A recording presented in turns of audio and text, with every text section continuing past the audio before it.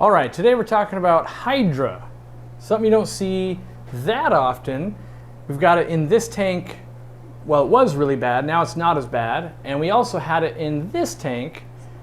Was there one little guy left? A couple little guys right near the gravel there, but it was all over, just like this tank's got it all over. So what are they? They are these little, they look like Aptasia from saltwater, that basically have little stingers on them, and they would eat tiny foods.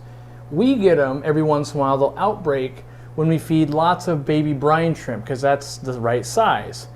So the way we fight it, and that's why you're watching this video, is we cut back all the microscopic foods. So live baby brine, frozen baby brine, cyclops, super crushed up flake, any of that, cut back on that, they'll start starving. Now when you cut back on the food, the fish will start eating them. All fish with a big enough mouth can eat them, but there's fish that enjoy hunting them. In this specific tank, it is the micro predators, the sparkling gouramis. We put them in here, they'll hunt when they're hungry, and they're quick enough to eat them.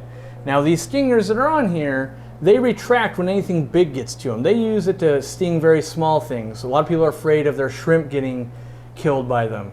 Could it happen? Sure, maybe. I've never seen it be a big problem. I've never seen it happen. I'm not saying it's never killed one of my tanks, but I don't see it happening, and the colonies will still push forward. So typically I'll go with something like this little sparkling gourami, put it in there. It'll eat a little bit of baby shrimps too, but it will eradicate this for you. Now over here we use some bigger fish to do this, because maybe you can't put fish that small in your tank. The paradise fish is good at that, and then behind it we have mollies.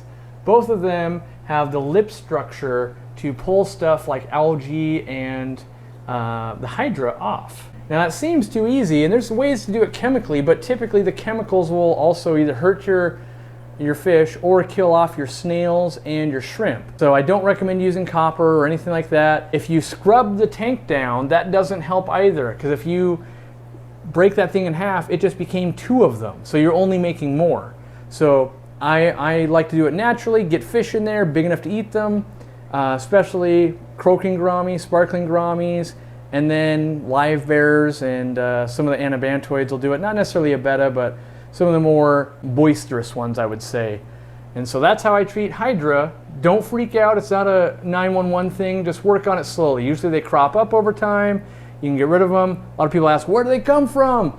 Well, they can come in from just about any piece of decor or plant, or they can live dormant in your tanks. A lot of times at home, I might have a tank that has some, and I don't see them for 6-8 months, and I start feeding baby brine or something because I've got a spawn of fish in there. And now there's tons of excess food going in, and the fish aren't hunting them because they're getting enough food. So it's kind of, I don't want to say always present, but you can have it well before. So if you order some plants or get some for your store, don't assume it's them. You could have had it for a few months, and now they're just outbreaking. But easy to get rid of, in my opinion, and not too much of a nuisance. So good luck.